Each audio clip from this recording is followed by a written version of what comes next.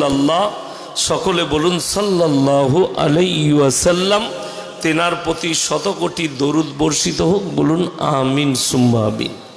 সবাই একবার দরুদে ইব্রাহিম পাঠ করি। আল্লাহুম্মা সাল্লি আলা মুহাম্মাদিন ওয়া আলা আলি মুহাম্মদ কামা সাল্লাইতা আলা ইব্রাহিম ওয়া আলা আলি ইব্রাহিম ইন্নাকা হামিদুম মাজিদ।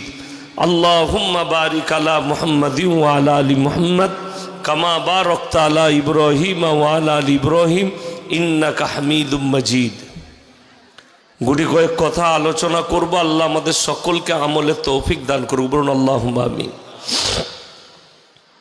পৃথিবীর যতগুলো কিতাব আছে তার মধ্যে সব থেকে মুকাদ্দাস কিতাব হচ্ছে কোরআন মাজিদ। পৃথিবীর অনেক জ্ঞানী গুণী ব্যক্তিরা, মৌলবি, মুহাদ্দিস, মুকাররির, মুফাসসির, দামি দামি শেখরা বড় বড় কিতাব লিখেছেন, জ্ঞানী গুণীরা কিতাব লিখেছেন, সাহিত্যিকরা কিতাব লিখেছেন। পৃথিবীর কেউ নিজের কিতাবে লিখতে পারেনি আমার এই কিতাবে কোনো ভুল নেই। একজন মুফতি সাহেবের কাছে, মৌলবীর কাছে লিখিত ফতোয়া নিলে ফতোয়ার নিচে লিখতে হবে আল্লাহু আলামু বিসসাওয়াব। আমার জানাটুকু লিখিলাম, সঠিকটা আল্লাহই জানেন। এটা জরুরি লেখা। কেউ যদি তার ফতোয়া দেয় লিখিত, তার নিচে যদি না লেখে, জানতে হবে ফতোয়া দেবার যোগ্যতা তার নাই। এটা লিখতেই হবে, জরুরি। আল্লাহু আলামু বিসসাওয়াব। জানাটুকু লিখলাম, সঠিকটা আল্লাহই জানেন। কিন্তু কোরআন এমন মুকাদ্দাস কিতাব যার শুরুতেই আল্লাহ বলে দিয়েছেন যালিকাল কিতাবু লা রাইবা ফি। আমার এই কোরআনে বিন্দু মাত্র সন্দেহের কোনো অবকাশ নাই, বলুন সুবহানাল্লাহ। যেটা পৃথিবীতে আর কেউ লিখতে পারে আর পারবেও না। সর্বপ্রথম শোনাই, পৃথিবীতে যত মানুষ আছে, যে যেই রকমই জ্ঞানী হোক, নিজের প্রশংসা করার ক্ষমতা কারুর নেই। কোনো ব্যক্তি যদি নিজের প্রশংসা করে, সে হচ্ছে অকাট মূর্খ। কেউ যদি বলে আমার মতো বক্তা নাই, বক্তা মূর্খ। কেউ যদি বলে আমার মতো মাস্টার নাই, মূর্খ। ওটা পাড়ার লোক বলবে। অনেক লোক বলে না পাড়ার, যারা মূর্খ হয়, 3 দিন 4 দিন নামাজ পড়ে, বলে খালি গায়ে তো আমি ভালো লোক, বাকি সব খারাপ। ওই মালটা সব থেকে বেশি খারাপ। কথাটা বুঝতে পারেননি? যে বলে সবাই খারাপ আমি ভালো, ও সব থেকে বেশি খারাপ। নিজের প্রশংসা করার যোগ্যতা একমাত্র রব্বুল আলামিনের, আল্লাহ রব্বুল আলামিনের আছে, বাকি কারণ নাই। এবং আল্লাহ এটা কোরআনে প্রমাণ করিয়েছে। সেটা কোরআনে কোথায় আছে? সূরা কাহাফ একবারই শেষে আল্লাহ যে প্রশংসাটা নিজের জন্য করেছেন, এটা বাকি কারুর জন্য প্রযোজ্য নয়, শুধুমাত্র আল্লাহর জন্য। আজকে ইসলামটা বরবাদ হয়েছে। আমাদের কাছে ইসলাম সঠিক না পৌঁছানোর কারণ মারাত্মক কটা আছে। আমি সেদিনে মুর্শিদাবাদে বলে এসেছি যে নাম্বার 1, এই স্টেজ যখন অশিক্ষিত মূর্খর হাতে যাবে, তখন দিন শেষ হয়ে যাবে। সেদিনে মুর্শিদাবাদে একটা বড় মাদ্রাসার জলসা ছিল। তো সেখানে আলেম, হাফেজ, কারি, মুফতিরা সব নিচেই, জীবনে মাদ্রাসার মুখ দেখে নাই, সে হচ্ছে প্রধান বক্তা। আমি বললাম তোমাদের এই কাগজ হচ্ছে কিয়ামতের আলামত। সমাজ চিনে না, গলা ভালো, বলা ভালো, বাস দারুণ বক্তা, দাওয়াত দিয়ে দে, কিন্তু তার দ্বারা যে সমাজের কি ক্ষতি লোকে কেউ জানে না। অনেকজন তো বাপ দাদর গল্প পড়ে বলে শুনিয়ে শেষ করে দিচ্ছে। সেদিনে আমি ওইটাই ধরেছিলাম। হাওড়ায় 24 পরগনার এক বক্তা, অল্প বয়সী ছেলে, লম্বা জামা পড়েছে, মাথায় পাগড়ি লাগিয়ে চলে এসছে, মাদ্রাসায় পড়ে নাই, বক্তা হয়ে গেছে। স্টেজে বয়ান করছে যেটা আল্লাহ নিজের জন্য বলেছেন, সেই শব্দটা বড় পীর আব্দুল কাদের জিলানী রহমতুল্লাহ আলাইহির জায়গায় যোগ করছে। আর লোকরা কি বলছে জানেন? সুবহানাল্লাহ। বুঝলি কি ভাই? বুঝে না কিচ্ছু, ও খালি সুবহানাল্লাহটা বলতে শিখেছে। দিন থাকলে, কোরআন হাদিসের জ্ঞান থাকলে, ইসলামের চর্চা থাকলে তবে তো আপনি বলতে পারবেন এই আপনি ভুল বলছেন, কোথা থেকে পেলেন? কি বায়ান হচ্ছে? আমি গিয়ে স্টেজে ধরলাম, কি বললো জানেন? বলে হুজুর মোবাইলে শুনে। আমি তো মোবাইলে পাস করা মৌলবি, মাদ্রাসায় পড়ালস। বায়ান হচ্ছে, লোকরা সুবহানাল্লাহ কেন বলছে বলে দিই। মূর্খরা, যাদের কাছে ইসলাম নাই, যাদের কাছে ইসলাম হচ্ছে হুজুর, যাদের কাছে ইসলাম হচ্ছে শুধুমাত্র একটা রঙ্গমঞ্চ, কোরআন হাদিসের কোনো চর্চা নেই আপনার বাড়িতে, আপনার কাছে নামাজ নেই, ইসলামের চর্চা নেই, আপনি পদে পদে ধোঁকা খাবেন। এটা চ্যালেঞ্জ। কি বায়ান হচ্ছে? লোক বসে শুনছে। ভাইয়েরা, গোটা পৃথিবীর যতগুলো দরিয়া আছে, নদী আছে, সব পানিগুলো যদি কালি করে দেয়া হয়, আর গাছগুলো বাবাজিরা যদি কলম করে দেয়া হয়, আর যদি মানুষকে বলা হয় তোমরা বড় পীরের প্রশংসা লেখো, কিয়ামত পর্যন্ত বড় পীরের প্রশংসা লেখে শেষ করতে পারবে না। সবাই বলছে সুবহানাল্লাহ। সালা বড় পীরের এত মর্যাদা। আচ্ছা, আল্লাহর কাছে নবীর মর্যাদা বেশি না পীরের মর্যাদা বেশি? নবীজির মর্যাদা সব থেকে বেশি, তাই তো? চলুন এরপরে কোরআন খুলুন। এই যে ঘটনাটা বললে, এটা সেম আল্লাহ নিজের জন্য ইউজ করেছেন, কোন নবী পয়গম্বরের জন্য কোরআনে ইউজ করেননি। এটা শুধুমাত্র আল্লাহ নিজের জন্য প্রযোজ্য করেছেন। কুল্লাউ কানাল বাহরু মিদাদাল লিকালিমাতি রাব্বি লানাফিদাল বাহরু ক্বাবলা আন তানফাদা কালিমাতু রাব্বি ওয়ালাউ জিনা বিমিসলিহি মাদাদা। হে আমার নবী, পৃথিবীর মানুষকে বলো, গোটা পৃথিবীর যতগুলো দরিয়া আছে, নদ নদী আছে, পানিগুলো যদি কালি করে দেওয়া হয়, পৃথিবীর মানুষ কিয়ামতের সকাল পর্যন্ত যদি আল্লাহর প্রশংসা লিখতে শুরু করে, সব শেষ হয়ে যাবে।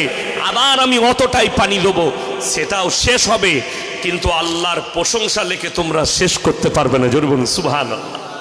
এটা কার জন্য আল্লাহ বললেন? নিজের জন্য বললেন। আর এই হারামখোর জানে না, ইলম কালাম নাই, ওটা ফিট করছে কার কাছে? লিগে বড় পীরের কাছে। আর এরকম যদি সুর করে বায়ান দেয়, মায়েরা বলে কি পীর ছিল লো, দারুণ লো, সুবহানাল্লাহ। দিয়ে চোখের পানি মুছতে মুছতে ঘর যাচ্ছে, দিন শেষ চোখের পানিতে। হাই রে, বড় পীরকে চিনতে পারলে না। আজকে যদি আব্দুল কাদের জিলানী রহমতুল্লাহ আলাইহি জীবিত থাকতো, এই জিলাপি খোরগুলোকে আর গুটকা খোরগুলোকে কাফের ফতোয়া দিত। আজকে যদি তিনি জীবিত থাকতেন, খালি এই মিথ্যাচার করার জন্যে। বড় পীর তিনি শুয়ে শুয়ে ভাবছেন এই হারামখোররা আমার নামে কত রকমের মিথ্যাচার করছে। শুধু এই গল্প নয়, আরো আছে, যেটা কোনো মৌলবি হাদিসে খুঁজে পাবে না। আমি এখনো জলসা শুরু করি নাই, জলসা তো তোমাদেরকে বাঁশ দিয়ে শুরু করব। এখনো জলসা শুরু করি নাই, ভূমিকা টানছি। বায়ান হচ্ছে কার? বাবাজিনা, মায়েরা, বোনেরা, আমার বাবাজিনা, বড় পীর এমন ছিলেন, তিনি দাস্তারখানে খানা খাচ্ছেন বাবাজিনা, দেশি মুরগি দিয়ে ভাত খাচ্ছেন। দেশি মুরগি দিয়ে ভাত খেতে খেতে হাড্ডিগুলো একদিকে রাখছেন। একজন মুরিদ জিজ্ঞেস করলে, বাবা আপনি যে হাড্ডিগুলো একদিকে রাখছেন, এগুলো কি হবে? বড় পীর বললে, বাবা আমি যে শুনে নাও, এই মুরগি খাচ্ছি, এই মুরগিটাকে আবার জীবিত করার ক্ষমতায় আমি বড় পীর রাখি। সবাই বলছে সুবহানাল্লাহ। কিন্তু কেউ প্রশ্ন করছে না যে রসুলের মর্যাদা বেশি। একটা যায়িফ হাদিস যদি কোনো মৌলবি বার করতে পারেন যে আল্লাহ নবী সাল্লাল্লাহু আলাইহি সাল্লাম দুম্বার মাংস খেয়েছেন, দুম্বাকে জীবিত করেছেন, আল্লাহ রসুল বকরির মাংস খেয়েছেন, বকরিকে জীবিত করেছেন, এরকম কোন হাদিস আছে? একটা যায়িফ হাদিস নেই। যদি আল্লাহ মর্যাদা দিতেন, জীবিত করার ক্ষমতা দিতেন, তার রসুলকে আগে দিতেন। অথচ বড় পীরের নামে মিথ্যাচার, তিনি নিজেও জানেন না যে আমার নামে এত মিথ্যাচার চলছে। এই আজ কবি ঘটনা বলে, বাবাজিরা বড় পীর নিজের মায়ের পেট থেকে 18 পারা হাফেজ হয়ে এসেছিল, পেলি কোথায় ও নিজে জানে না, হারামখোর। মিথ্যাচার বড় পীরের নামে, এত বড় বড় মিথ্যাচার। আল্লাহ নবী জানাবে মুহাম্মদুর রাসূলুল্লাহ সাল্লাল্লাহু আলাইহি সাল্লাম ইসলাম প্রচার করেছেন, আর ইসলাম আল্লাহর কসম করে বলছি সত্যর উপরে টিকে আছে, মিথ্যার উপরে নয়। আজকে আপনারা ইসলামটাকে মিথ্যার উপরে ছুট করাচ্ছেন। তার কারণ বলি, আমরা সবাই হাত তুলে বলুন কোরআনকে বিশ্বাস করি সবাই, সকলে জোরে বলুন ইনশাআল্লাহ।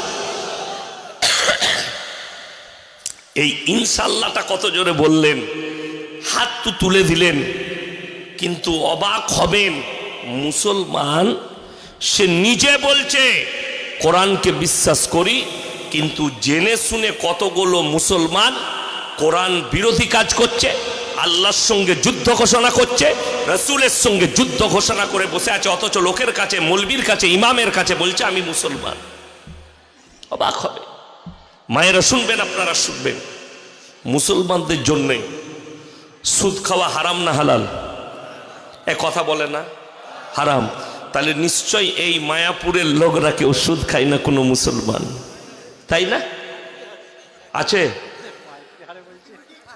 লুকি লুকি, মানে লুকিয়ে খেলে যায় যাচ্ছে, অসুবিধা নেই, তাই না? আপনি বলুন, আপনারা বলুন, কোরআনে স্পষ্ট আছে ওয়াহাল্লাল্লাহুল বাইয়া ওয়া হাররামার রিবা, সুদ তোমাদের জন্য হারাম, ব্যবসা তোমাদের জন্য হালাল।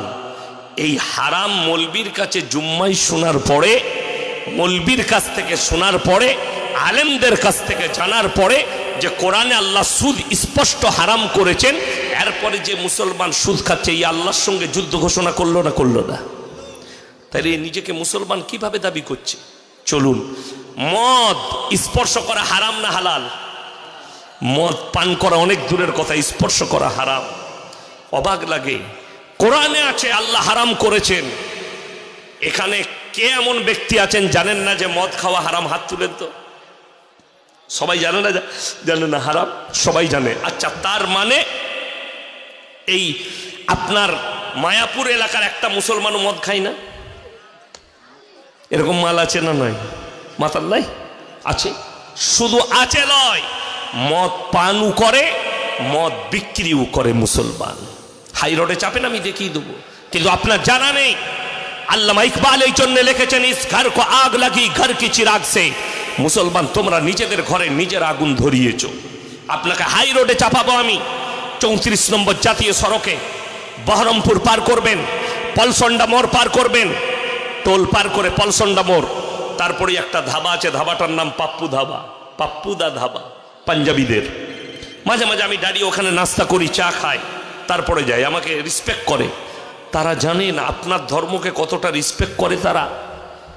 তারা যে জায়গায় ব্যবসা করছে তারা জানে আমরা যেখানে ব্যবসা করছি এই জেলাটা, এই জায়গাটা 70% মুসলিমের বাস।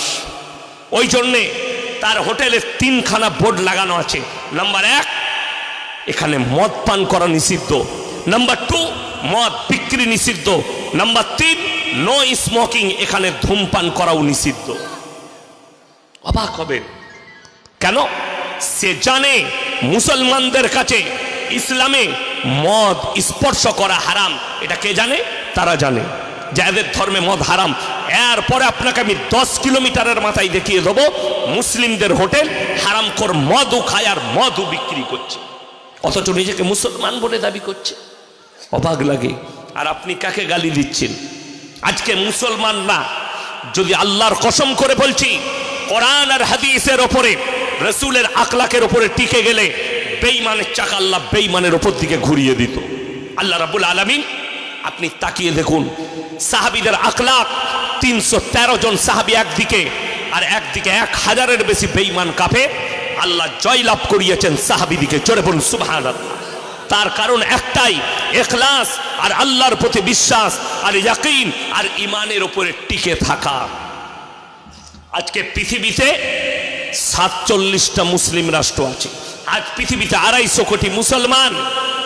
এই 60 লাখ ইহুদির কাছে, ইসরায়েলের কাছে দাঁড়িয়ে গাজা আর ফিলিস্তিনের নিরীহ শিশুরা মারা যাচ্ছে।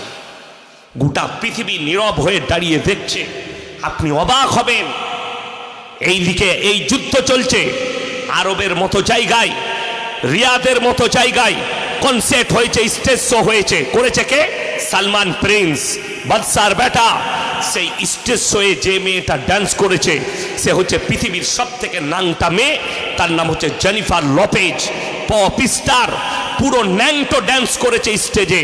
আর তার পেছনে স্ক্যানার যেটা দেওয়া হয়েছে সেটা হচ্ছে কাবা ঘর। আর ওই কাবা ঘরে ন্যাংটো মেয়েদের ছবি উঠেছে। আজকে গোটা ভারতের নয়, পৃথিবীর মুসলমানরা নুপুর শর্মার বিরুদ্ধে আন্দোলন করেছে, নুপুর শর্মার বিরুদ্ধে রাস্তায় নেমেছে। আরবের বাদশার বিরুদ্ধে এখনো পৃথিবীর একটা দেশেরও মুসলমান নামেনি।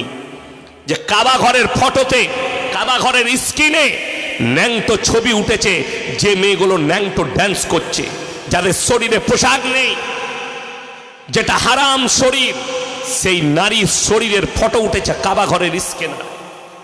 গোটা পৃথিবী দেখলো, তারা মজা নিচ্ছে। মাথায় টুপি, মাথায় লাল রুমাল ফেলিয়ে শেখরা বসে তারা মজা নিচ্ছে। মজা, মারাত্মক জিনিস। ড্যান্স হচ্ছে, একের পর এক নাংটা মেয়ে আসছে আর ড্যান্স করছে, তারা মজা নিচ্ছে। এটা কিয়ামতের আলামত, মাথায় রেখে দেন, এটা কিয়ামতের আলামত। আপনি কি মনে করছেন এই মক্কাও জড়িয়ে যাবে, এই আরব দুনিয়াও জড়িয়ে যাবে যুদ্ধে? এই যুদ্ধটা শুধু ওখানে দাঁড়িয়ে থাকবে না, গোটা চিঙ্গারি পৃথিবীতে ছড়াবে। আর আপনার কাছে বিপদ আসবে আপনার নিজের আমলের কারণে। আপনার ঘরের কাছে বর্ডার আছে, চলে যান চাপড়া পেরিয়ে। বর্ডার আছে না নাই বাংলাদেশ? বর্ডারে ডিফেন্সে যারা চাকরি করছে, আমাদের দেশে সেকুলার দেশ, বিভিন্ন ধর্মের মানুষ পাবেন। তার মধ্যে একটা জাতি আছে, তারা হচ্ছে পাঞ্জাবি। ডিফেন্সে চাকরি করে, মুখেতে দাড়িও আছে, মাথায় পাগড়িও আছে। আপনাদের যাদের কাছে অ্যান্ড্রয়েড মোবাইল আছে, খুলেন পাঞ্জাব পুলিশ লেখেন, গুগলে সার্চ করুন। তাদের ডিআইজি, তাদের ডিএসপি, তাদের এসপি, তাদের আইসি, মাথায় পাগড়ি, মুখেতে দাড়ি। পাঞ্জাবি ছেলেদের তাদের দাড়িতে হাত লাগাতে গেলে আগে তলোয়ার দিয়ে তার গর্দনটা চালিয়ে দেবে। আর 100টার মধ্যে 80টা মুসলমান নিজে থেকে সেলুনে বসে নিজের দাড়িগুলো চাচে। এর থেকে বড় রসুলের দুশ্মন আর কেউ হতে পারে? কথাটা বুঝতে পেরেছেন না পারেননি? আজকে আপনি সরকারকে দায়ী করবেন, রাজ্য সরকারকে, দেশের সরকারকে। আমাদেরকে চাকরি করতে গেলে দাড়ি রাখতে দেয় না। হারাম করতে তো নিজে দাড়ি কাটছিস, তোকে রাখতে দেবে কেন? তুমি দাড়িটা রেখেছো। আর ভারতের যদি 100টা মুসলমানের মধ্যে 100টা মুসলমান যদি রসুলের আখলাকে থাকতো যে দাড়ি আমাদের কাটা যাবে না, দাড়ি কাটা গুনাহ। দাড়ি কাটা গুনাহ না দাড়ি রাখা গুনাহ? দাড়ি কাটা গুনাহ। তাইলে যদি দাড়ি কাটা গুনাহ জানার পরে যদি প্রত্যেকটা মুসলমান দাড়ি রাখতো, এদের বাপের হিম্মত হতো না আমাদের দাড়ি টুপিতে হাত লাগায়। বড় কষ্ট লাগে। উত্তরপ্রদেশের একটা পুলিশ অফিসার 5 বছর আগে এত বড় বড় দাড়ি রেখেছিল, মৌলী সাহেবদের মতো। বেচারা 5 ওয়াক্তের নামাজি, তাকে সাসপেন্ড করা হয়েছে দাড়ি চাচো। কেন? দোষটা সরকারের নয়। 100টা ছেলে চাকরি করছে পুলিশের, তোমার একা সুন্নত আর ওদের সুন্নত নাই। ভোটটা কার বেশি? দাড়ি চাচার ভোটটা বেশি। কথাটা বুঝতে পারেননি? 100টা মুসলিম ছেলে যদি ইন্টারভিউ দিতে যায়, সেখানে 90 জন যদি দাড়ি চাচা থাকে আর 10 জন দাড়িওয়ালা, ভোটটা কার বেশি? দাড়ি চাচার ভোট বেশি। অফিসার যে থাকবে বলবে, এই তোরাই নবীকে ভালোবাসিস আর এই 90 জন ভালোবাসে না, ওরা ইসলাম জানে না, চাল দাড়ি চাই। আপনি তাকে গালি দিচ্ছেন, তার উপরে তাহমত দিচ্ছেন, অথচ আপনি রসুলের আখলাক থেকে সরে গেছেন। আজকে মানুষের, মুসলমানের সম্পর্ক কোরআনের সাথে নেই, মুসলমানের সম্পর্ক রসুলের হাদিসের সাথে নেই, মুসলমানের সম্পর্ক আলেম উলামার সাথে নেই। শুনে রেখে দেন, রসুলের হাদিস এটা। যখন সমাজ আলেমদিকে তুচ্ছ করবে আর মূর্খর কাছ থেকে দিন শিখতে লাগবে, কিয়ামতের আলামত আল্লাহ ইলমের থেকে আগে বড় বড় আলেমদিকে দুনিয়া থেকে তুলে নিবে। ইলমের থেকে আগে বড় বড় আলেমদিকে তুলে নিবেন। আজকে গ্রামে একটা, যে কোনো গ্রামে, শুধু আপনার নয়, যে কোনো গ্রামে জলসা হচ্ছে, বক্তা সিলেক্ট কে করবে, মূর্খ যুবকরা মোবাইলে দেখেছে, যাকে ভালো লেগেছে, ইয়াসিন সাহেবকে ভালো লেগেছে, ওকেই নিয়ে আয়।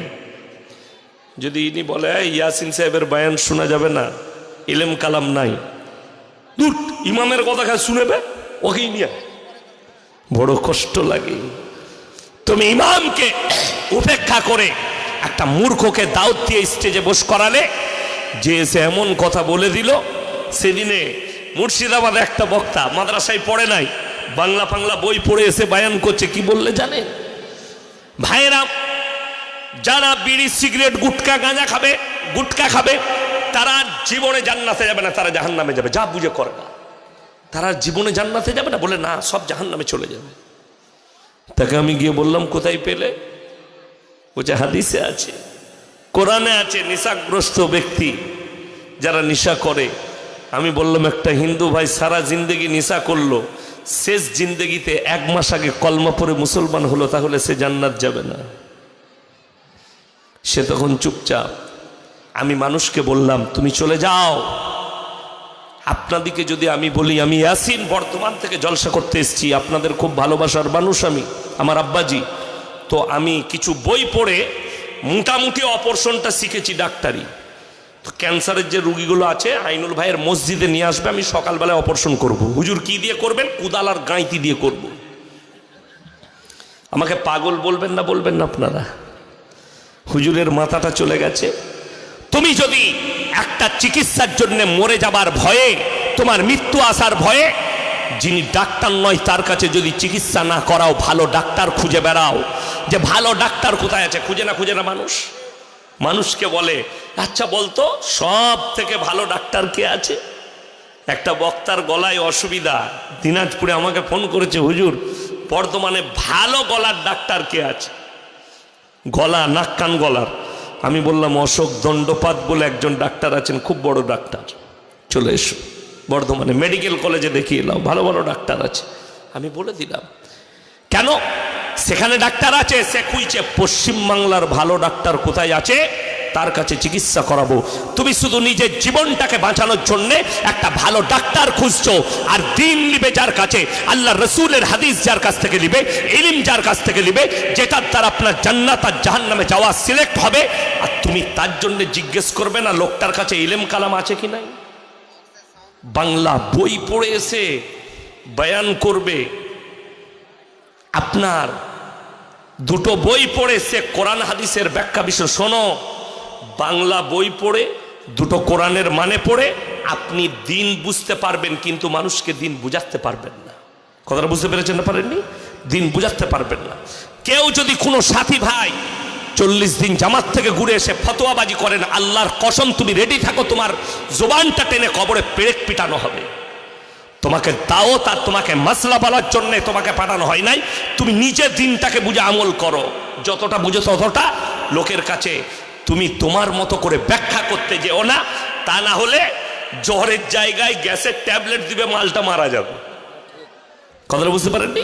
জ্বরের জায়গায় গ্যাসের ট্যাবলেট দিবে। আমি মাদ্রাসায় একদিন বসেছিলাম, ফতোয়া আমার জানা আছে বলে আমি চুপচাপ চেয়ারে বসে আছি, ভাই জানে তো। আমাদের একজন মুফতি সাহেব তিনি বসে আছেন, তেনার কাছে এসে একজন গ্রামের লোক, এলাকার লোক বলছে হুজুর একটা ফতোয়া নিতে এলাম। কি? ছাগল অ্যাক্সিডেন্ট হয়েছে, একটা মোটরসাইকেল মেরে দিয়েছে, তো ছাগলটা জবাই করেছি, রক্তটা গড়িয়ে গেছে, কিন্তু ছাগলটা লড়েনি।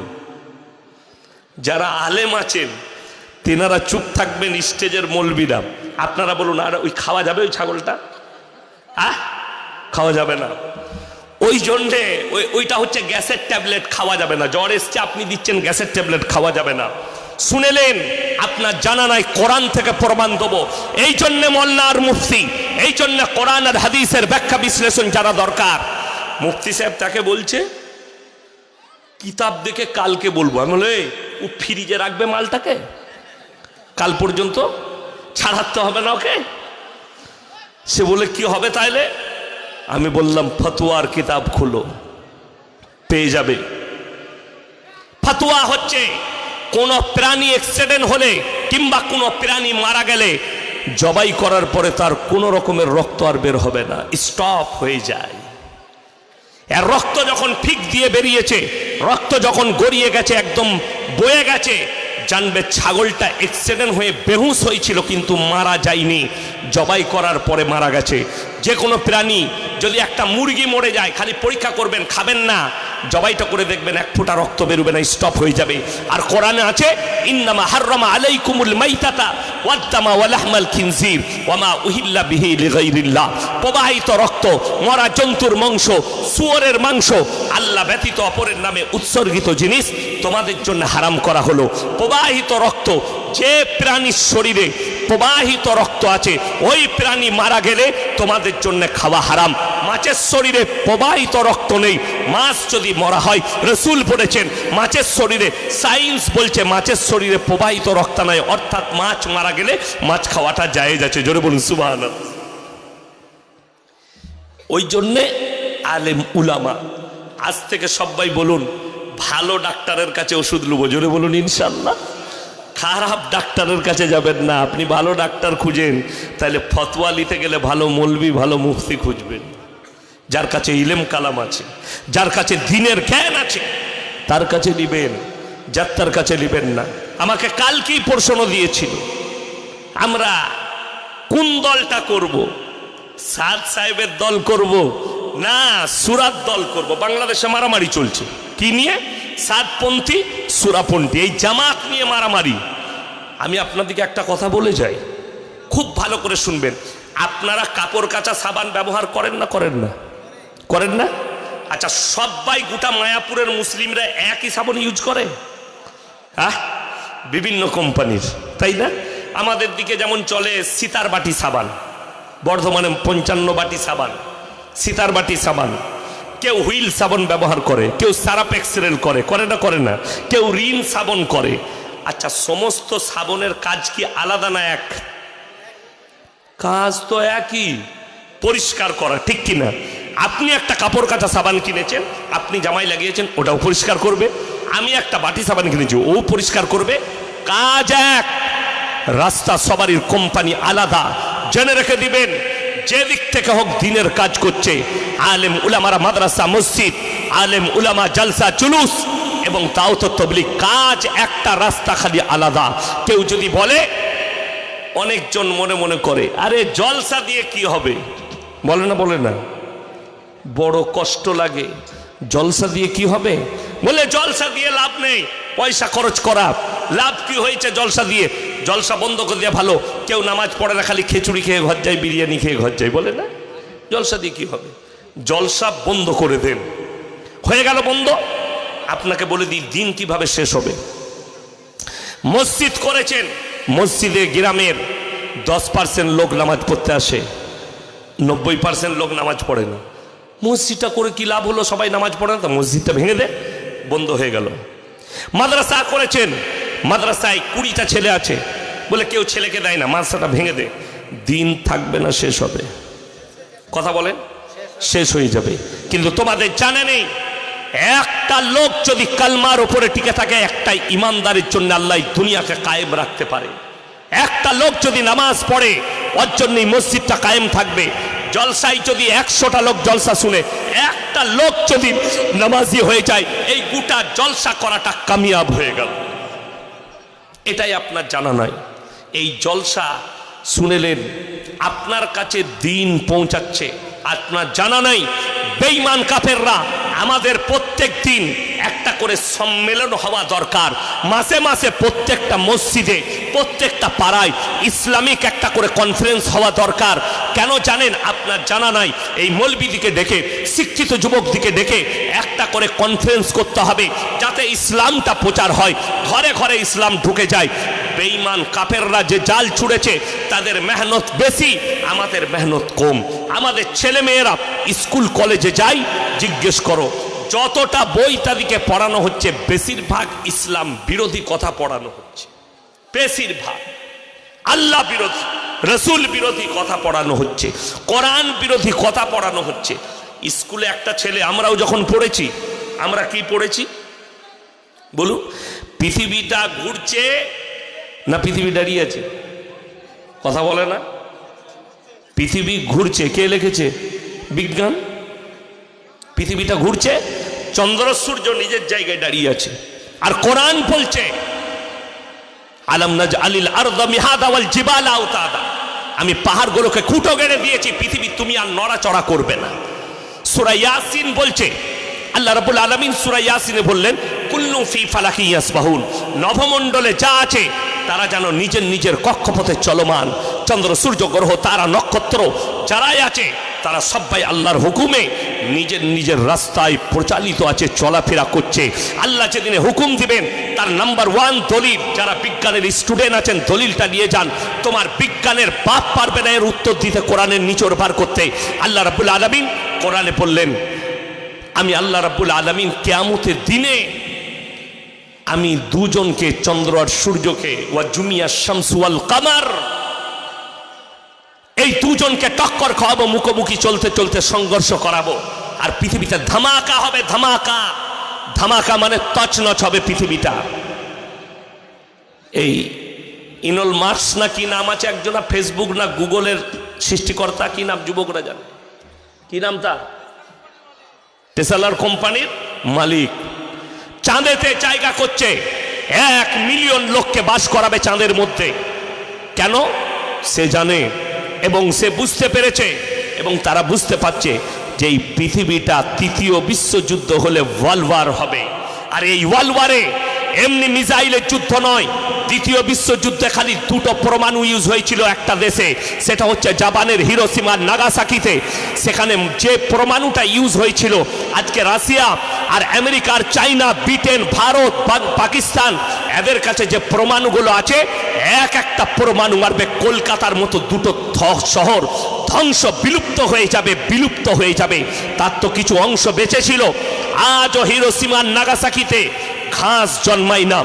আজও হিরোশিমা নাগাসাকিতে এমন পরমাণু সামান্য এক থেকে, বলছে যে পরমাণুগুলো এখন আছে রাশিয়ার কাছে, আমেরিকার কাছে, লন্ডনের কাছে, ইংল্যান্ডের কাছে, জাপানের কাছে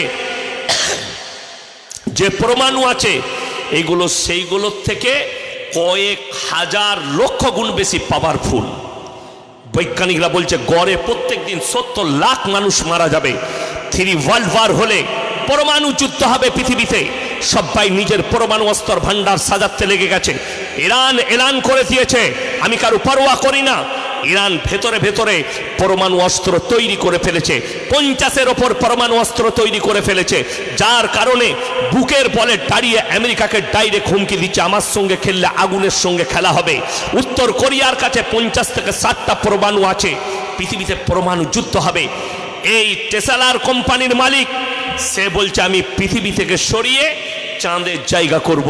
ওই চাঁদে যে মাল কটা যাক থাকবে, সে মাল কটার বিপদ বেশি। কেন? আল্লাহ বললেন ওয়া জুমিয়া শামসু ওয়াল কামার, চাঁদ আর সূর্যকে টক্কর খাওয়াবো, পৃথিবীটা তছনছ হয়ে যাবে। হে আমার মুসলমান ভাই বোন, আজকে বলে দিই, বেঈমান কাফেররা আপনার কাছে কামিয়াবি লাভ করেছে। আমরা আলেম উলামা কোরআন আর হাদিসের দ্বারা আমরা আমাদের সমাজের কাছে, মুসলিম সমাজের কাছে আমরা কামিয়াবি লাভ করতে পারিনি। আপনার কাছে দ্বীন পৌঁছাতে পারিনি, আপনার কাছে রাসূলের আখলাক পৌঁছাতে পারিনি। তার কারণ একটাই, স্টেজটা হয়েছিল, স্টেজটা এমন জায়গায় ছিল, বাপ দাদর গল্প, বাপের গল্প, দাদর গল্প, পীরের গল্প, 14 পুরুষের গল্প এরা শেষ করে দিয়েছে। শুনে রেখে দেন, কোরআন আর হাদিস আর সমাজের যে ধ্বংসলীলাগুলো আসছে, এইগুলো নিয়ে আলোচনা করতে হবে বক্তাদিকে। আজকে প্রত্যেকটা গ্রামে ইমামকে নিয়ে হোক, এলাকার আলেমদিকে নিয়ে হোক, আপনারা নিয়ত করুন মাসে মাসে একটা করে কনফারেন্স করবেন। কেন? আপনারা জানেন এই মাসটা আজকে কত তারিখ? মনে হয় 20 ডিসেম্বর। হ্যাঁ, 21 ডিসেম্বর, আগামীকাল 22 ডিসেম্বর, 3 দিন পরে 25 ডিসেম্বর আসবে। আসবে না? আসবে না? আমি আপনাকে মায়াপুরে দেখিয়ে দেবো, হাজারো মুসলমান তারা ক্রিসমাস পালন করছে 25 ডিসেম্বর। কত দুঃখের বিষয়।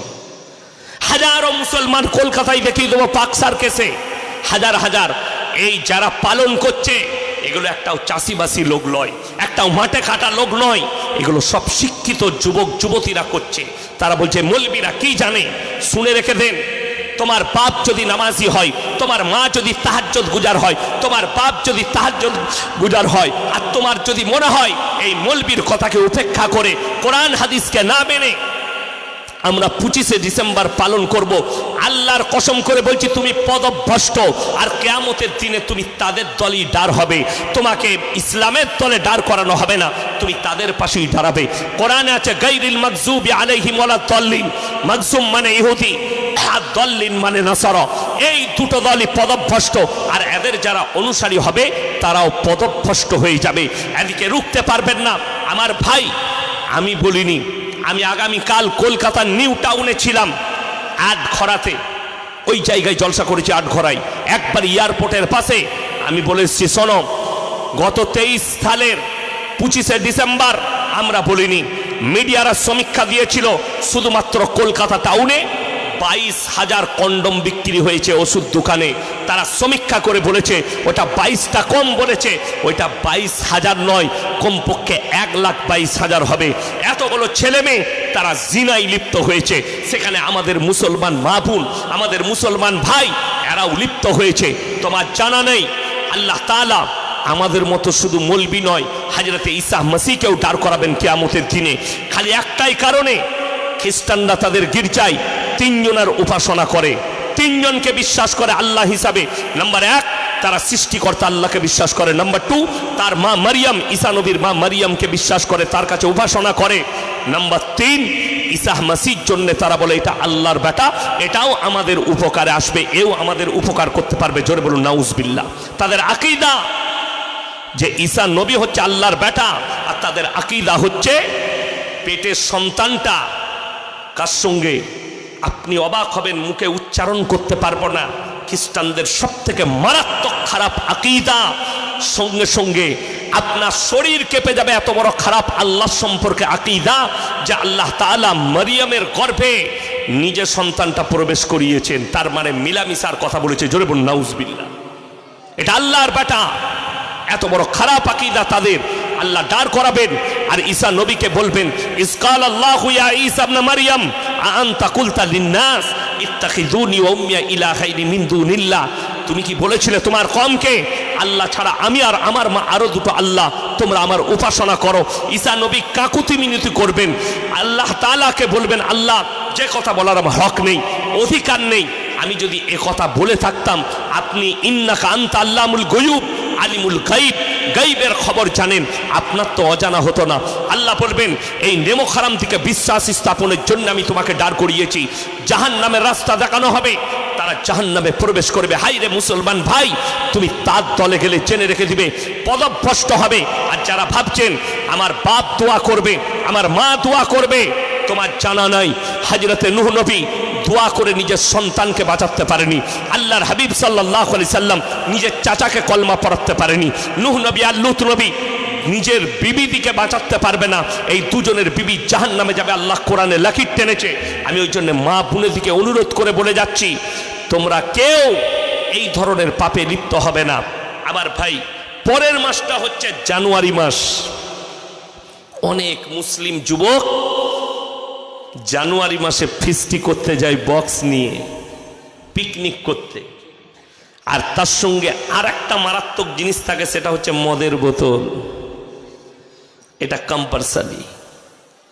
গত বছর আমাদের বর্ধমান আর বীরভূমের মধ্যেখানে যে নদীটা আছে ওইটার নাম হচ্ছে অজয় নদী, যেটা গঙ্গায় মিশছে কাটুয়ার কাছে। ওই অজয় নদীর কিনারায় বীরভূমের কাছে ভেদিয়ার কাছে একটা মুসলিম পরিবার ফিস্টি করতে গেছে জানুয়ারিতে, পিকনিক। তার একটা যুবতী বিটি ছেলে বালির চড়ে গোসল করতে নেমে তলিয়ে গিয়ে মারা গেল, তলিয়ে গিয়ে মারা গেল। সে দেখলে আমি তো এই কাজ করেছি, এরপর উপায় নাই, হুজুরকে দাওয়াত দিতে হবে, 40-এ মিলাদ করব দিয়ে জান্নাতে পাঠাবো। গান বাজিয়ে ড্যান্স করে ইহুদি খ্রিস্টানদের তুমি আচরণ পালন করবে, আর মৌলবীরা আছে মিলাদ পড়িয়ে জান্নাতে দিবে, তোর হুজুর মার খাবে, তুও খাবি, রেডি থাক, কবরে যা বুঝতে পারবি তোমার এই নিয়ত থাকলে। আচ্ছা, কোন মৌলবীর আপনি দোয়া শুনেছেন? এই আমাদের এলাকার যারা ইমামরা আছে এরা মিলাদ করে না করেন না? আচ্ছা দোয়া শুনেছেন? আল্লাহ 4 বোতল মদ খেয়ে মরে গেছে, আমাকে আজকে দেশি মুরগি দিয়ে ভাত দিয়েছে, পোলাও খাইয়েছে দুপুরে, আল্লাহ রাত্রে আবার বিরিয়ানি খাওয়াবে, আল্লাহ আমাকে 500 টাকা দিবে আর বাপকে যা হোক করে জান্নাতে দিয়ে দাও। এই দোয়া শুনেছেন কোনো মৌলবীর? হ্যাঁ, আমরা মৌলবীরা বুকা নয়, আমরা কি দোয়া করি? আল্লাহ মুমিনিন মুমিনাত মুসলিমিন মুসলিমাত, যদি তোমার বেটা মুমিন হয় তবে আল্লাহ জান্নাত দিও। কোনো মৌলবি বলবে না আল্লাহ গাঁজার ঘরে মারা গেছে, আমাকে দাওয়াত করেছে বলে জান্নাতে দাও। এই দোয়া মৌলবিদের পাবেন না, আমরা তোমাদের থেকেও চালাক বেশি, অত সোজা লয়। এসে আমাকে দোয়া করতে বলবেন আর আমি গাঁজা করে লেগে দোয়া করে দেবো? পড়ে আছে আল্লাহ আমাকে ছেড়ে দিবে মৌলবিদিকে? আরে মৌলবিরা কোরআন হাদিস পড়েছে, তুমি 500 কেন 5000 টাকা দিবে, তাও আমি বলবো না আল্লাহকে আল্লাহ গাঁজা খেয়ে মারা গেছে কে জান্নাতে দিয়ে দাও। আমাদের সমাজটা তো ওই করে শেষ হয়েছে। নামাজ ফামাজ কিচ্ছু লাগবে না, খালি মিলাদ থাকলেই জান্নাত হয়ে যাবে। 40-এ খানা করছে রম রমিয়ে, হুজুরকে দাওয়াত দিয়েছে আর বুনাইকে বিআইকে আত্মীয় স্বজনকে দাওয়াত দিয়েছে। কিসের লেগে? বলছে মিলাদ হবে, এমন করে দাওয়াত দিচ্ছে মনে হচ্ছে ওর বাপের বিয়ে।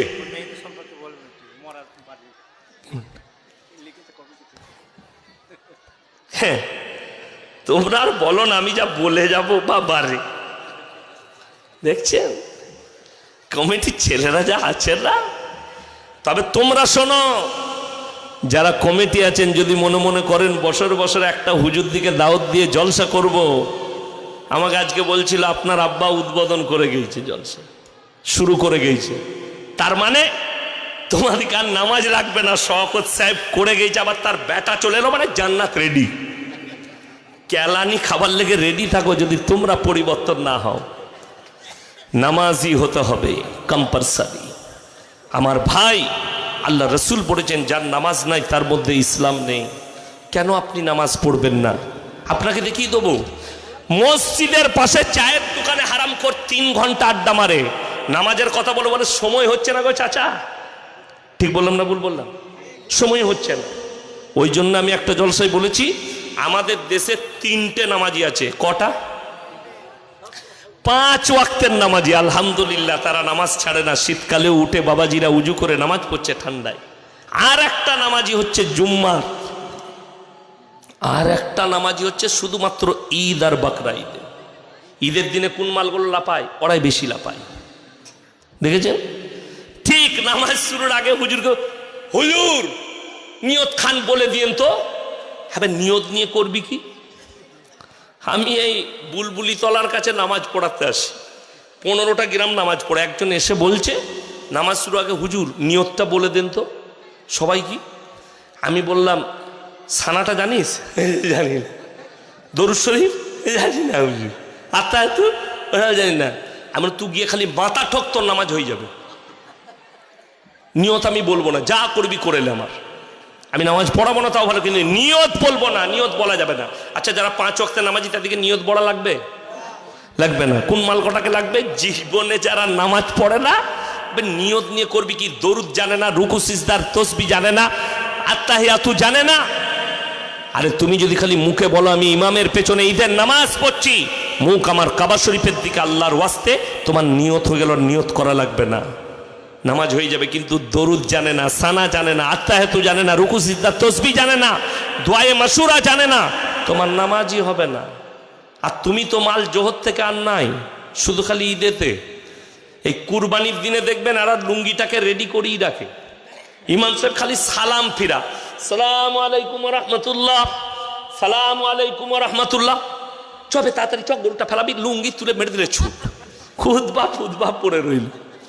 ঠিক বললাম না? নাউজুবিল্লাহ। তুমি তো এই নামাজি, আর আল্লাহ রসুল সাল্লাল্লাহু আলাইহি সাল্লাম বলেছেন নামাজ নাই তার মধ্যে ইসলাম নেই। তুমি খালি ঈদ বাকরা ঈদের উপরে ভরসা করে তুমি জান্নাতে যেতে চাও? তুমি খালি জুম্মার উপরে ভরসা করে জান্নাতে যেতে চাও? অথচ যারা, যে মৌলবীরা, যে নামাজিরা 5 ওয়াক্তের নামাজ পড়ছে, এরা পাগল। বড় কষ্ট লাগে। মায়েদিকে অনুরোধ করছি তোমরা নামাজ পড়ো, রোজা রাখো। আজকে তো আমরা ঠেরে পড়েছি কোথায়? আমাদেরকে মৌলবীদিকে দুটো কাজে রেখেছেন আপনারা। কটা বললাম? দুটো, হলে আর মোলে। হয়েছে হুজুর আজান দিতে হবে, মরেছে জানাজা পড়তে হবে, বাকি বলে বাকি সব আমরা বুঝে নেব। কে আছে? হাদিসুন নিসা, খালার হাদিস, খালার আর ফুপুর হাদিস। এর থেকে তো ভালো হাদিস কারো আছে? আইনুল ভাই আর কত ফতোয়া দিবে, ও চলবে না। ফতোয়া খালার ফুপুর। আইনুল ভাই গিয়ে জিজ্ঞেস করলেন, ভাই আমার বাপ মরে গেছে। যেমন বড় দুঃখের সঙ্গে বলছি, আজকে বহু ছেলে আছে বাপ মরে গেলে বাপের কবর জিয়ারত করতে জানে না। আর ভাগ্যবান বাবা হচ্ছে সে যে নিজের সন্তানকে মুমিন করে গেছে। এইটাই হচ্ছে সব থেকে দামি সম্পদ, যে নিজের ছেলেকে উপযুক্ত সন্তান তৈরি করে গেল, যে মরার পরে জানাজাটা পড়াবার বাপের ক্ষমতা রাখবে, মরার পরে প্রত্যেক দিন বাপের কবর জিয়ারত করতে পারবে। এই বাপের কবর জিয়ারত করতে মসজিদ তালায় গিয়ে দাঁড়িয়ে আছে ফজরের নামাজ পড়ে, হুজুর বাপের কবর জিয়ারত করতে হবে। বলে ও জানেন কি করবেন? আরে আমাকে বলছেন কবর জিয়ারত করতে? কোনো যদি উপযুক্ত সন্তান হয় আর সে যদি বাপের কবরে দাঁড়িয়ে জিয়ারত করে আর হাত তুলে বলে, আল্লাহ এটা আমার আব্বা শুয়ে আছে, আমি আমার আব্বার জন্য ক্ষমা চাইছি, আমার আব্বাকে ক্ষমা করে দাও, চোখে পানিটা গালে গড়ানোর আগে রাসূল বলেছেন তোমার দোয়া আল্লাহর বারগাহে কবুল হয়ে যাবে। অথচ আপনি বাপের জন্য দোয়া করতে পারেন না, বাপের কবর জিয়ারত করতে পারেন না। আপনি মায়ের দিকে জিজ্ঞেস করুন, তোমার বাপ চলে গেছে নামাজের পার্টিতে, কদিন তুমি দোয়া করেছো? না, দোয়া তো লাগবে না। বাপ মরে গেছে কি করতে হবে? 3 দিনে পালন করতে হবে। বাপ মরে গেছে কি করতে হবে? 40-এ পালন করতে হবে, 4 দিনে পালন করতে হবে, ঘাটে উঠা পালন করতে হবে, সাতার ফায়দা পালন করতে হবে। আপনার এলাকায় কোনো অমুসলিম ভাই বসবাস করলে জিজ্ঞেস করুন, তাদের মধ্যে কোনো মানুষ মারা গেলে তারা 40 দিনে শ্রাদ্ধ খাওয়ায়, আর আপনি 40 দিনে খানা করে খান। নামটা আলাদা, মালটা একই। কথাটা বুঝতে পারেননি? নামটা আলাদা, মালটা একই। অথচ আমাদের দেশের যারা বুদ্ধিজীবী আছেন, যারা শিক্ষিত আছেন, বড় লোক আছেন, তারা শুনে যান, যারা এই 40-এর খানাগুলো খাচ্ছেন, অনেকজন আমাদেরকে অভিযোগ করে, আরে তোমরা তো 40-এর খানা খেয়ে মৌলবি হইছো, সদকা ফিতরা খেয়ে জাকাতের পয়সা খেয়ে মৌলবি হইছো, 40 দিনে তুমি গিয়ে যেটা খাচ্ছ ওটা কি? হ্যাঁ, ওটা তোমার দাদুর বিয়ে? তুমি যেটা খাচ্ছ, কোরআন খুলে নেওয়ার পরে আরো আইতাল্লাযী ইউকাযযিবু বিদ্দীন, ওগো নবী আপনি কি দেখেননি যারা আমার দিনকে মিথ্যা মনে করে? ফাযালিকাল্লাযী ইয়াদুল ইয়াতীম, তারা হচ্ছে ওই ব্যক্তি যারা এতিমকে ধাক্কা দেয়। ওয়ালা ইয়াহুদ্দু আলা তুআমিল মিসকিন, যারা মিসকিনকে খানা খাওয়াইতে উৎসাহিত করে না। হাই রে হাজী সাহেব, আপনাকে দাওয়াত দিতে গেল, আপনি বললেন না আরে আল্লাহ আমাকে অনেক খাওয়াচ্ছে, তো এক কাজ কর, আমার ঘরের পাশে অনেক গরিবরা আছে এতিম, ওরা খেতে পায় না, ওদিকে দাওয়াত দে, ওরা গিয়ে ভালো মন্দটা খেয়ে আসুক। বলে কেউ? দাওয়াত দিয়েছে, জোহরের নামাজ পড়ে হাত গুটিয়ে গলা পর্যন্ত খেয়ে চলে এলো, পেয়েছে লোকে 40। আর মগরিবের পরে মিলাদ, গিয়ে সুবহানাল্লাহ সুবহানাল্লাহ, কবরে যা তো সুবহানাল্লাহ বেরুবে। গরিবের এতিমের মালকে ভক্ষণ করেছো। শুনে রেখে দেন, যদি বাপ মরে যায়, যদি সব থেকে বেশি বাপের কবরে নেকি পৌঁছাতে চান, যে টাকাটা খরচ করবেন কোন মাদ্রাসার মসজিদে কোন এতিমকে দিয়ে দেন। কিয়ামতের সকাল পর্যন্ত মাদ্রাসা মসজিদে দিলে কিয়ামতের সকাল পর্যন্ত নেকি পাবে। আপনার গ্রামে মসজিদে মাঠবেল নেই, আমার আব্বা মারা গেছে, 1 লাখ টাকা রাখা ছিল আমার আব্বার, ওই টাকাটা কোথাও দেবো না, মসজিদে মাঠবেল করে দেন।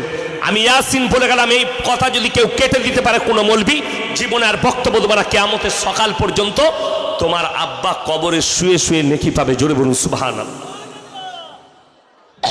কিন্তু লোককে দেখাতে হবে, বাপ হসপিটালে ভর্তি, 1 টাকা বার করতে পারবে না। বড় ভাই বলছে, হ্যাঁ রে তোর এত টাকা আছে, বাপ ভর্তি আছে কৃষ্ণনগরে, কিছু টাকা দে। তুই বুঝে লিগা টাকা নেই।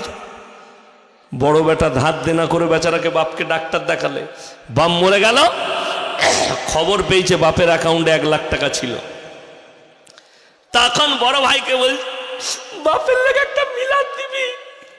হ্যাঁ হসপিটালে ভর্তি ছিল, তখন 10 টাকা বার করি না, বাপের অ্যাকাউন্টে টাকা থেকে বলছে বাপের নামে মিলাদ দিবি। নাউজুবিল্লাহ। ওই সন্তানকে বলে যায়, যদি টাকা বাপের নামে খরচ করতে চাও তো মাদ্রাসা মসজিদে এতিম আর মিসকিনের পেছনে করো। তোমার প্রতিবেশীতে কোনো গরিব তার মেয়ের বিয়ে দিতে পারছে না, তোমার বাপের খানার জন্য 40,000 রেখেছ, খানা না করে ওই এতিমের মেয়েটার বিয়ে দিয়েছেন, তোমার আব্বা কবরে শুয়ে হজের নেকি পাবে, রসুল বলেছেন, জোরে বলুন সুবহানাল্লাহ। অথচ সমাজ এটা করবে না কেন? ওইটা করলে তো নাম পাবে না, লোককে খাওয়ালে নাম পাবে। কষ্টটা ওই জায়গায়। আমার মা বোন, অনুরোধ করে বলে যাচ্ছি, আজকে দেখুন আমার আব্বার বয়স কত হলো, 80-র কাছাকাছি। সেই দিনে বলছিল 79 থেকে 80 হবে। কথাটা বুঝতে পেরেছেন? কতদিন বয়ান করছে? 55 বৎসর খালি বয়ান করছে পশ্চিমবাংলার মাটিতে, 55 বৎসর। আচ্ছা বলুন, এত বলে এলো, নিশ্চয়ই এত বলার পরে আমাদের তো একজন বিদ্যপ্ত বক্তা জনাব গোলাম আহমদ মুর্তজা সাহেব মরহুম, উনি তো দুনিয়া ছেড়ে চলেই গেলেন, আল্লাহ ওনাকে জান্নাতি করুক, বলুন আমিন।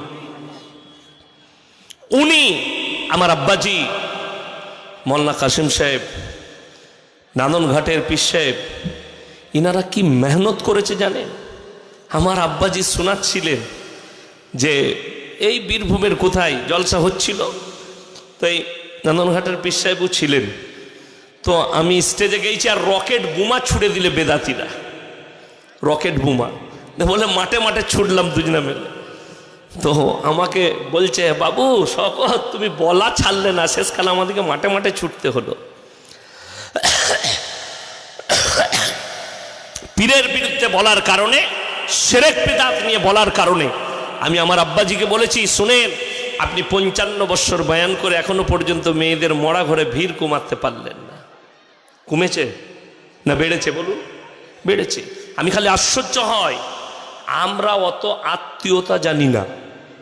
কি বুঝলেন? আমি যদি কোনো শ্বশুর কুলের আত্মীয় কিংবা আমার মায়ের কুলের বাপের কুলের আত্মীয় বাড়ি গেলে আমি আগে বাড়িতে জিজ্ঞেস করি, হ্যাঁ গো আমাদের সম্পর্কে কে হয়, সম্পর্কটা জিজ্ঞেস করে নি, যেন আমার মুখ থেকে ভুল না বেরিয়ে যায়। আর কুতাকার কে মরেছে, মায়াপুর থেকে যাবে, বেটা জিজ্ঞেস করছে কে হয় আমাদের, তুই জানি না? তোর বাপের বোনের বিয়ানের অমুকের তমুক করে ঠিক একটা কুটুম বার করবে, আপনি খুঁজে পাবেন না, কিন্তু ওরা ঠিক মেপে রেখেছে কুটুমটা, লম্বা চওড়া করে কুটুম বার করে গাড়ি থেকে বসে যাবে। কিন্তু উদ্দেশ্যটা ওটা নয়। কি বুঝলেন? আমার কি বুঝলেন, দাদি মারা গিয়েছিল, তখন আমি ছিলাম, দাদু ইন্তেকালের সময় আমি ছিলাম না, গুজরাটে পড়াশোনা করি। তো আমার দাদি মারা গেছে, সকালবেলায় গেলাম পুরসা থেকে, সবাই রাত্রে চলে গেছে, আমি মাদ্রাসায় শুয়েছিলাম, সকালে গেলাম, তখন ছোট, আমি আর অত কান্নাকাটি করি নাই, তখন অত বুঝতাম না, তখন চ্যাংড়া ছেলে ছিলাম, ছোট ছিলাম, মাদ্রাসায় পড়াশোনা করতাম, লাপাঝাপা করতাম। কি বুঝলেন? এই আইনুল ভাইয়ের ঘটনা আমার আব্বার কাছে শুনলে বুঝতে পারবেন। আমাদের বদরুল আলম, হাজি বদরে আলম সাহেব মরহুম, আল্লাহ উনাকে জান্নাতি করুক, খুব মহব্বত করেছে, ভালোবেসেছে। কি বললেন? আইনুল ভাই ধান আদায় করতে গিয়ে তার খুঁটিতে চেপে পড়ে হলো, জিলাপি খাওয়াতে হবে, না হলে আমি আত্মহত্যা করব। সে গোটা গাঁকে চিল্লাচ্ছে, ওরে বাবা রে মরে গেল রে, ছুটে এসো রে। আইনুল ভাই হাসছে, আমরা মাঝে মাঝে এখনো আব্বাজান বললে হাসে। তো আমি সেরকম চ্যাংড়া ছেড়েছিলাম, গিয়ে দেখছি আমার আব্বার অনেক খালাইতো ভাই বোন গাদা। তো আমার আব্বার কিছু খালাইতো বোন এসছে, আমার ফুপুরা এসছে, আমার যিনি শাশুড়ি তিনি এসছেন, এখন শাশুড়ি, তখন শাশুড়ি থাকে নাই, বিয়ে হয় নাই, সবাই আছে। এত কাঁদা কাঁদছে, এত কাঁদা কাঁদছে, আমি বললাম আল্লাহ, অতিভক্তি চোরের লক্ষণ। কথাটা বুঝতে পেরেছেন না পারেননি? অতিভক্তি কি চোরের লক্ষণ। এত কাঁদছে একজন ফুপু হয় সম্পর্কে, কাঁদতে কাঁদতে এখন যখন ভিড় লেগে গেছে, গাদা লোক মেয়ে জড়ো হয়ে গেছে, তখনও বলছেন জানু ভাই আমার জুতোটা সরিয়ে রাখলো, কেউ নিয়ে পালিয়ে যাবে, আমার হাতে জুতো মনে আছে। আচ্ছা, যে মহব্বতে কাঁদবে তার আর দুনিয়ার কিছু মনে থাকবে? কিন্তু আর জুতোটা মনে আছে, জুতো যেন নিয়ে না পালায়, জুতোটা লুকিয়ে রাখ। শুধু ওইটা নয়, লাশ চলে গেল, তাও খালার লেগে বুকটা ফেটে যাচ্ছে, জানাজার ময়দানে লাশ গেছে, তখন কাঁদতে কাঁদতে পাড়ার দুটো মেয়ে ঘর চলে যাচ্ছে, কারা বলছে বোন তুই ঘর যাচ্ছিস নাকি? তুই যখন ঘর যাচ্ছিস আমার দেখবি মিটকেশের ভেতরে গোশের হাঁড়িটা আছে, একটু জাল দিয়ে দিবি, নাহলে পচে যাবে। গোশের হাঁড়ি মনে আছে, বড় কষ্ট লাগে, নাউজবিল্লাহ। আচ্ছা আপনারা বলুন, মায়েরা শুনবেন ভালো করে, মাইয়াত বাড়িতে মেয়েরা ভিড় করলে বেশি নাকি না আমরা ভিড় করলে বেশি নাকি? কথা বলে না? পুরুষরা আমরা গিয়ে জানাজার নামাজ পড়ে মাটি দিলে নেকিটা বেশি পাওয়া যাবে না? মেয়েরা ভিড় করলে বেশি নাকি পাওয়া যাবে?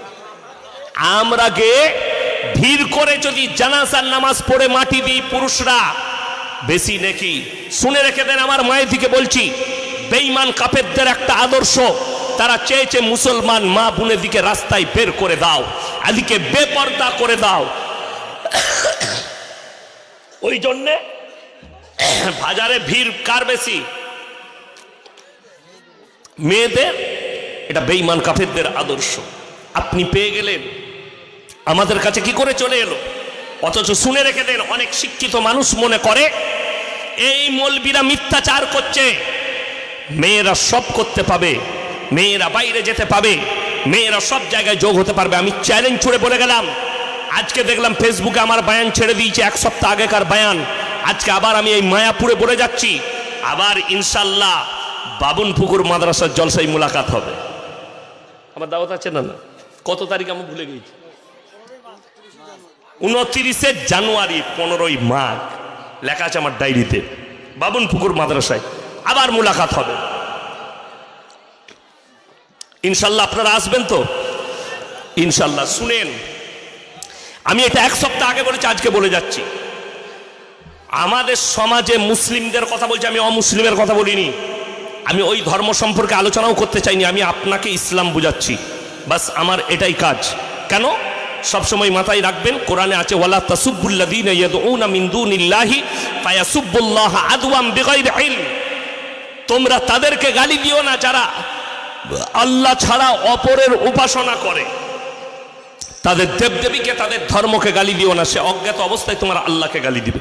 ওই জন্য আমি আমার ধর্মের মানুষকে বুঝাচ্ছি, শুনে নেন, যতগুলো মেয়ে চাকরি করে, স্কুলে হোক, অফিসে হোক, ব্যাংকে হোক, এই চাকরিজীবী মেয়েদের মধ্যে 100টার মধ্যে 90টা দাম্পত্য জীবন সুখী নয়।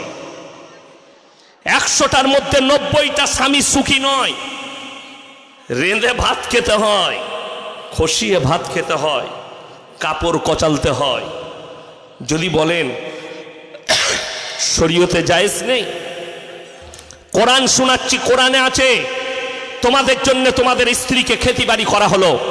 একটা মহিলাকে একটা পুরুষ যখন বিবাহ করবে, তাকে পর্দায় রেখে তার খোরাক, তার খাবার হালাল রুজি দিবার দায়িত্ব একটা পুরুষের। হালাল রুজি, রুজিটা খাসির মাংস নয়, পরোটা পোলাও নয়, মুরগা মুসাল্লাম নয়, রাসূল বলেছেন হালাল রুজি। সেই রুজিটা স্বল্প হোক, সেই রুজিটা অল্প হোক, সেই রুজিটা শাক ডাল হোক, সেই ভাতটা আলুসানা ডাল হোক, সেই ভাতটা সবজি ভাত হোক, যেন রুজিটা হালাল হয় এবং ইজ্জতের রুজি। যারা মনে করছেন টাকায় সুখ আছে, কলকাতায় চলে যান। 100 কোটির মালিক, 50 কোটির মালিক, প্রত্যেক দিন 1 কোটি টাকা ইনকাম করে। আপনাকে দেখিয়ে দেবো, রাত 2টোয় মদের বার থেকে মদ খেয়ে বাড়ি ঢুকে, বউ শুয়ে থাকে কুকুরের সাথে, আর সে এসে আন্ডার প্যান্ট পরে সুপার উপরে শোয়। আর আপনি মায়াপুরের মোল্লাপাড়ায় এই নতুন গ্রামে বাস করেন, আল্লাহর কৃপায় আপনি চাষিবাসী মানুষ, রাতের বেলায় এশার নামাজ পড়েছেন জামাতের সঙ্গে মসজিদে ইমামের পেছনে, বাড়িতে এসে বিবি দস্তরখান রেডি করেছে, দস্তরখানে বসে শাক আর ডাল দিয়ে ভাত খেয়েছেন, আর ফজরের আগে আজান পর্যন্ত বিবির গলায় হাত রেখে ঘুমাতে পেরেছেন। আমি বলে যাচ্ছি, আপনি ওই কোটি টাকার মালিকের থেকেও আল্লাহ আপনাকে বড় সুখী করেছে। জোরে বলুন সুবহানাল্লাহ। এর থেকে বড় সুখ আর কিছু হতে পারে না। আপনি মনে করেছেন, আমাদের সমাজের লোক মনে করেছে টাকা থাকলে তবে সম্মান, টাকা থাকলে তবে খেতে পাই। এটা ভুল কথা, রং কথা। আল্লাহ যাকে রুজি মেপে দেয় সেই একমাত্র রুজি পায়। তার একটা রাসূলের হাদিস শুনে নেন, আমার মায়ের আপনারা শুনবেন, হালাল রুজি কতটা প্রযোজ্য এবং আল্লাহ তাআলা কত বরকত রেখেছে হালাল রুজিতে। রাসূলের হাদিস, যারা আল্লাহর রাস্তায় দ্বীনের পথে থাকবে, আল্লাহ মৃত্যুকাল পর্যন্ত ইজ্জতের রুজি দান করবে।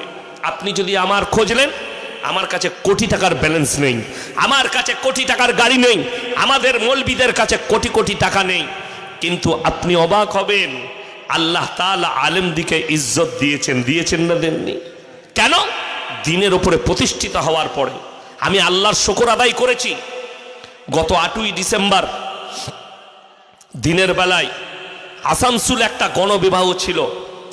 আমার কাছের মানুষ শিল্পপতি সাদরুদ্দিন ভাই 20টা ছেলে মেয়ের বিয়ে দিলেন খরচা করে, তার মধ্যে 12টা অমুসলিম হিন্দু ভাই আর 8টা মুসলিম। আমি সেখানে ইনভাইট ছিলাম গেস্ট হিসাবে। আমি লাস্টের দিকে পৌঁছালাম, তখন অনেকজনের বক্তব্য চলছে, নেতারা মন্ত্রীরা আছেন, অনেক জ্ঞানীগুণী আছেন। আমি যখন পৌঁছালাম তখন একজন বক্তব্য দিচ্ছেন, তিনি হচ্ছেন আসানসোল কোর্টের সব থেকে বড় উকিল সাহেব, তিনি বক্তব্য দিচ্ছেন। আমি স্টেজে গেলাম, আমি তেনার বক্তব্য বসে শুনছি, সোফায় বসে আছি। তিনি আমাকে দেখার পরে বললেন, আজকে আমি ভাগ্যবান, এমন একটা ব্যক্তিকে আমি আজকে এখানে দেখতে পাবো আমি ভাবতে পারিনি। আমি তাকে টিভিতে দেখি, আমি তার মোবাইলে বক্তব্য শুনি, সেই মানুষটা আজকে আমাদের সামনে এসে পৌঁছে গেছে, আমি অনেক ভাগ্যবান। আমি আল্লাহর শুকর আদায় করলাম, আল্লাহ তুমি এই মানুষটাকে হিদায়াত প্রাপ্ত করো, জোরে বলুন আমিন। যাকে আমি চিনি না আমাকে চিনে। সেখানে সমস্ত ফোকাসটা আমার দিকে ছিল, ক্যামেরাগুলো আমার দিকে ঘুরে গেল, মোবাইলগুলো আমার দিকে ঘুরে গেল। আল্লাহর কাছে শুকর আদায় করলাম, আল্লাহ দিনের ওপরে আলেমরা প্রতিষ্ঠিত আছে, তুমি ইজ্জত দান করেছো, ইজ্জত তোমার হাতে, জিল্লাত তোমার হাতে। 1000 কোটির মালিক, তার গার্লফ্রেন্ডের ঘরে 250 কোটি ধরা পড়েছে, আর এখনো পর্যন্ত পুরা রুটি আর ডাল খেতে হচ্ছে জেলের কুঠরিতে বসে। একবার গিয়ে জিজ্ঞেস করে আসুন পার্থ বাবুকে, টাকায় কত সুখ। আল্লাহর কসম, রুজির মালিক আল্লাহ, টাকাতে সুখ পাওয়া যায় না। টাকায় যদি সুখ পাওয়া যেত, শুনে রেখে দেন, তাহলে সবাই সুখ কিনে নিত বাজার থেকে। সুখটা আল্লাহর তরফ থেকে আসে। আল্লাহ আলেম উলামাকে সুখ দিয়েছেন না দেননি? আচ্ছা, ইমাম সাহেবকে সকালবেলায় মাইকে এলান করতে হয় যে আমার নাস্তাটা এনে দাও, পৌঁছে যায় না? পৌঁছে যায়। আপনাদের জন্য মনে হয় খিচুড়ি বানিয়েছিল নাকি? খেয়েছেন তো? সবাই খেয়েছেন তো? আচ্ছা, যারা খান নাই খেয়ে নেবেন লাস্টে, বলুন ইনশাল্লাহ। বানিয়েছে, খাবেন। আর আমাদিকে কি খাইয়েছে ওটা বলবো না, কি বুঝলেন? ওইটা আর বলবো না। অনেক কিছু ছিল, তবে দামি জিনিসই ছিল। ভাই আমাকে খাওয়ালে ভাইরা। দেখুন, আমি বাড়ি থেকে বের হয়েছি, কমিটির ছেলেরা বলতে পারবে না যে আমি ফোনে বলেছি এই তোমরা এটা রান্না করবে আমি এটা খাবো, বলিনি। তারা নিজে থেকে করেছে, এটা আল্লাহর তরফ থেকে। দস্তরখান, ভালো খাবার আল্লাহ দস্তরখানে পৌঁছে দেয়, আমরা না খেলে। সবজি দিয়ে ভাত খেলাম, সামনে অনেক কিছু আইটেম, অনেক কিছু থাকে, আল্লাহ পৌঁছে দেয়। রুজি আল্লাহ মাপেন, এটা বিশ্বাস আপনাকে রাখতে হবে। যদি এটা বিশ্বাস না থাকে, আপনার ঈমান কমজোর। আপনার শুনে রেখে দেন, আল্লাহর কাছে কেউ সম্পদের দোয়া করবেন না, কেউ মালের দোয়া করবেন না। আল্লাহ আমাকে সম্পদ দাও, আল্লাহ আমাকে বড়লোক করো। যারা টাকার দোয়া করে, যারা সম্পদের জন্য দোয়া করে, তারা সব থেকে বড় অকাট মূর্খ। আল্লাহর কাছে দোয়া করতে হবে, আল্লাহ মৃত্যুকাল পর্যন্ত ইজ্জতের রুজি দান করো, আল্লাহ কালমার সঙ্গে মৃত্যু দান করো, আল্লাহ মৃত্যুকাল পর্যন্ত হালাল রুজি দান করো। এই দোয়া আল্লাহর কাছে সবাই করবেন, জোরে বলুন ইনশাল্লাহ। কেন বলছি মালের দোয়া করবেন না? আমার নবী বিশ্বনবী বলেছেন, কিয়ামতের দিনে একজন মালদার মুমিন ব্যক্তি, তার থেকে একজন গরিব মানুষ মুমিন ব্যক্তি 500 বছর আগে জান্নাতে প্রবেশ করবে। জোরে বলুন সুবহানাল্লাহ। অনেক মা বোন মনে মনে করে, আমার পাড়ার অমুক জনের অনেক টাকা আছে, আমাদের কেন নাই? তুমি একটা ব্যবসা করো, দিয়ে টাকা অর্জন করো। তুমি যদি মুমিনা মেয়ে হও, তোমার স্বামীকে বলবে টাকার প্রয়োজন নাই, রুজিটা যেন হালাল হয় এমন টাকা আনবে, খাবারটা যেন হালাল হয়। আল্লাহর কাছে দোয়া করবে। আল্লাহর যতগুলো আযাব আছে, সব থেকে মারাত্মক আযাব হচ্ছে অভাব। অভাবটা হচ্ছে মারাত্মক আযাব। আপনি দেখুন, লকডাউন হয়েছে না হয়নি? তাও ইমামের খানা বন্ধ হয়েছে না এসছে? খাবার চলে এসছে। এটাই হচ্ছে আল্লাহর তরফ থেকে। আমি একবার ট্রেনে করে মালদা যাচ্ছিলাম, আবার এই মাসের শেষে আমার মালদায় সফর আজ আমি ট্রেনেই যাবো, একবারই স্টেশনে গায়ে জলসা। তো বর্ধমান থেকে কাঞ্চনজঙ্ঘা এক্সপ্রেসে চেপেছি সকাল 8:30টায়। তো আমি গিন্নিকে বললাম আমাকে একটু খাবার করে দিবে। সে আমাকে পরোটা দিয়েছে, কিমা দিয়েছে, কাবাব দিয়েছে, গোস্ত লড়ু, ডিমের আমলেট ডিব্বাই প্যাক করেছে। আমি জানি না কি দিয়েছে। আমি মাদ্রাসায় গোসল টোসল করে ব্যাগ নিয়ে বাড়ি গেলাম। খাবার চলে এলো, বেরিয়ে গেলাম। ট্রেনে চেপে গেছি। চাপা মাত্র একজন মানুষের সঙ্গে দেখা, তিনি চাকরি করেন রামপুরহাটে। কথা হতে হতে পরিচয় হলো, কাছের মানুষ বেরোলো। আমি নাস্তাটা বার করলাম বোলপুরের কাছে। আমি বললাম স্যার আমার সাথে একটু নাস্তা করুন। বলে না না আমি বাড়ি থেকে এনেছি। আমি বললাম আপনারটাও বার করুন। সে বার করবে না, আমি ছাড়বো না, আমরা বার করতেই হবে। সে দেখলে এই ছাড়ার লোক লয়। আমি বললাম খান আমার সাথে। সে বার করেছে। তার ডিব্বাই কি আছে জানেন? মুড়ি আর শসা। কি দেবেন যে আমার বউ না সকালবেলায় চাকরিতে চলে যায়। আমি বললাম কত বেতন পান? বলে 70,000। আমি বললাম আমার বাপের মাদ্রাসায় আমার 11,000 বেতন, তোমার নাস্তা আর আমার নাস্তা। কি বুঝলেন? বলছে সত্যি বটে। আমি বললাম এটা হচ্ছে আল্লাহর তরফ থেকে ইজ্জতের রুজি পাবে। আমি তাকে বলে দিলাম শোনো, শুনে দেন, যারা মনে করেন চাকরি ভালো, চাকরি করেন, চাকরি পেলে চাকরি করেন, কিন্তু ব্যবসা হচ্ছে নবীজির সুন্নত। জোরে বলুন সুবহানাল্লাহ। ব্যবসা হচ্ছে নবীজির সুন্নত। পৃথিবীর সব থেকে দামি মুফতি, এখন শ্রেষ্ঠ মুফতি, মুফতি তাকি উসমানী, পাকিস্তানের মুফতি শফি সাহেব রহমতুল্লাহ আলাইহির ছেলে, যিনি তফসিরে মারিফুল কোরআন লিখেছেন, তিনি বলছেন দুনিয়া के हर इमाम के लिए जरूरी है इमामती के साथ साथ कोई कारोबार करे, কোনো একটা ব্যবসা যেন করে। ব্যবসা হচ্ছে হালাল, ব্যবসা হচ্ছে নবীজির সুন্নত। ব্যবসায়ীরা সব থেকে ভালো খায়, ঠিক কিনা? একটা চাকরিজীবীকে ভাবতে হয় আমি 50,000 বেতন পাবো, 10,000 টাকা কারেন্টের বিল, 5,000 টাকা স্কুলে ছেলের, 5,000 টাকা বিবির ওষুধ, 10,000 টাকা দোকানে লাগবে, খাতা করেছি, দিয়ে দেখা যাচ্ছে বাঁচছে 5,000। আর একটা ব্যবসায়ীর কাছে আনলিমিটেড পয়সা, আল্লাহ বরকত দেয় ব্যবসায়ী, নবীজির সুন্নত। জোরে বলুন সুবহানাল্লাহ। আল্লাহ নবী সাল্লাল্লাহু আলাইহি সাল্লামের যিনি প্রথম বিবি ছিলেন, তিনি হচ্ছেন হযরতে খাদিজাতুল কুবরা রাদিয়াল্লাহু তাআলা আনহা। তিনি ছিলেন একজন বড় ব্যবসায়ী মহিলা। আরব দুনিয়ার 10টা ব্যবসায়ীর মধ্যে তিনি একজন। এইটাই কিছু লোক অপব্যাখ্যা করছে আমাদের কাছে। অপব্যাখ্যাটা কি জানেন? আরে নবীর বিবি ব্যবসা করেছেন আর তোমরা ব্যবসা করবে না? আমাদের মেয়েরা ব্যবসা করলে কি আছে? তোমার জানা নাই। এই হাদিসটা ঠিক আছে, নবীর বিবি ব্যবসা করেছেন, ব্যাখ্যা বিশ্লেষণ ভুল আছে। নবীজির কাছে যেদিনে পর্দা ফরজ হয়েছে সেই দিন থেকে রওয়ায়েতে আছে, রাসূলের হাদিস, একটা মেয়ে নবীজি কিংবা সাহাবীর বিবিরা পায়ের নখটা আর হুজরাখানা থেকে বার করেননি। জোরে বলুন সুবহানাল্লাহ। এইটা হচ্ছে সহি হাদিস এবং এটা হচ্ছে রাসূলের শেষ জামানার হাদিস। নবীজি বর্ণনা করলেন যখন গোটা মক্কা নগরীতে ইসলাম প্রচার হয়ে গেছে, ইসলাম ধর্ম প্রচার হয়ে গেছে, গোটা মক্কায় ইসলাম ডঙ্কা ইসলামের বেজে গেছে, দলে দলে ইসলাম কবুল করেছে। নবীজি বললেন নারীরা আর বাইরে যেতে পাবে না। আমার ভাই, আমার মা বোন, অনুরোধ করে বলছি, প্রত্যেকটা ভাই এই বেঈমান কাফেরের আখলাক থেকে দূরে সরে থাকবো। জোরে বলুন ইনশাল্লাহ। তারা সব সময় চাই মুসলমান যেন দিন থেকে সরে যায়। শুনে রেখে দেন, আজকে সব থেকে বড় পাপ যেগুলো ছুটে আসছে, রাসূল সাল্লাল্লাহু আলাইহি সাল্লাম বলেছেন আখরি জামানায় যে পাপগুলো তোমরা দেখতে পাবে ওগুলো বর্বরতার যুগের পাপ, মডেলিং হয়ে ছুটে তোমাদের কাছে ফিরে আসবে। আর তোমরা অনুরোধ, আজকে একটা মেয়ে, একটা স্কুল পড়ুয়া, কলেজ পড়ুয়া মেয়ে, সে চাইছে যে ছোট পোশাক পরাটা মডেলিং, চাইছে না? চাইনি। মানুষ এতটা নরমাল, নিজের স্ত্রীর প্রতি আকৃষ্ট থাকবে না কিন্তু পর নারীর প্রতি আকৃষ্ট হবে। আজকে জানেন আমাদের সমাজটা ডিজাইনে চলছে, মানুষ কিভাবে জিনায় লিপ্ত হবে। আজকে বাজারে ঘাটে যেখানে দেখতে পাবেন বেশিরভাগ ব্যবসায়ে মহিলাদিকে বশ করানো হচ্ছে ছেলেদিকে আকৃষ্ট করার জন্যে। মেয়েদের দ্বারা ব্যবসা করানো হচ্ছে কেন? সে জানে এই মেয়েটার শরীর থেকে সবাই ছুটে আসবে।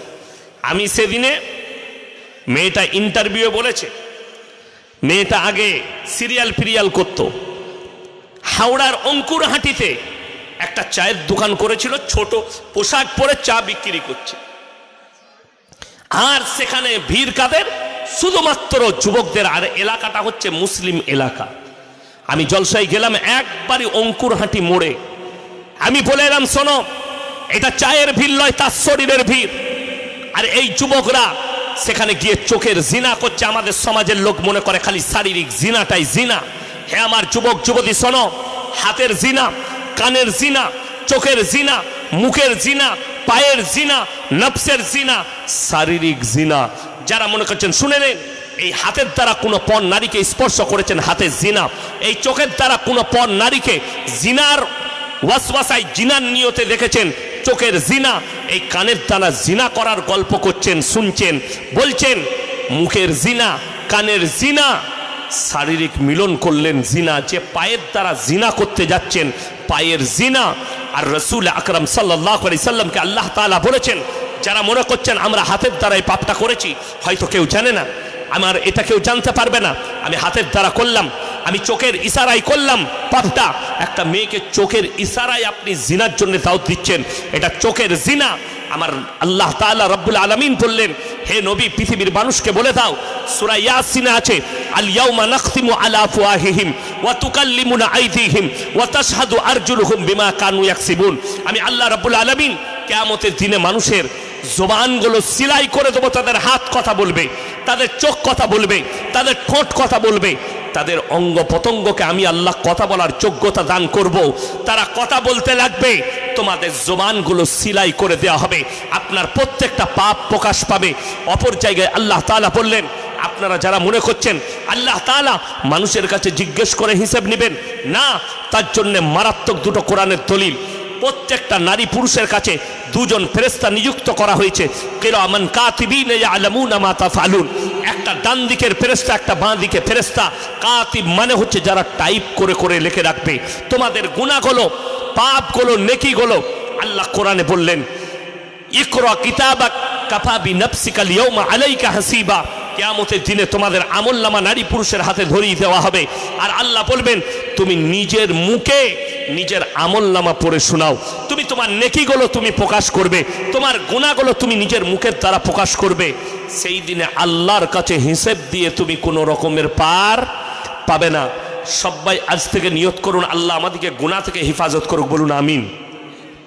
নিজের পরিবারে ইসলামিক কৃষ্টি কালচার নিয়ে আসুন। বাড়িতে বরকত চান, মায়েদিকে বলুন বাড়িতে যেন নামাজ পড়ে 5 ওয়াক্তের। সবাই পড়াবেন তো? জোরে বলুন ইনশাল্লাহ।